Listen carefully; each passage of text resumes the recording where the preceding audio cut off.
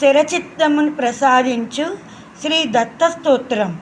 ఇది ఆందోళన మనస్కులు, చంచల మనస్కులు, ఏ కార్యముపైన మనస్సును ఏకాగ్రతను నిలపలేని వారు చేసుకునే స్తోత్రం.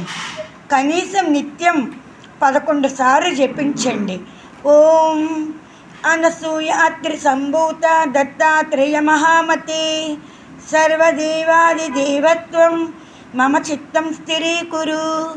శరణాగత దీనాత్త తారకాఖిలకారక సర్వచాలక దేవత్వం మమ చిత్తం స్థిరీకురు.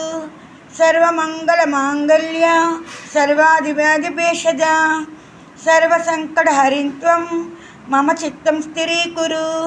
స్మతృగామి స్వభస్థానం కామధూరిపునాశన బుద్ధిముక్తి ప్రదంసత్వం మమ చిత్తం స్థిరీకురు.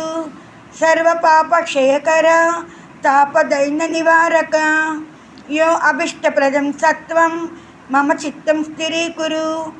యా ఏతత్ ప్రయతం శ్లోక పంచక పఠేత్సుధి స్థిరచిత్తం సభగవత్ కృపాపాత్రం భవిష్యతి. స్థిరచిత్తమును ప్రసాదించు శ్రీ దత్త స్తోత్రం సంపూర్ణం. అవధూత చింతన శ్రీ గురుదేవ దత్త.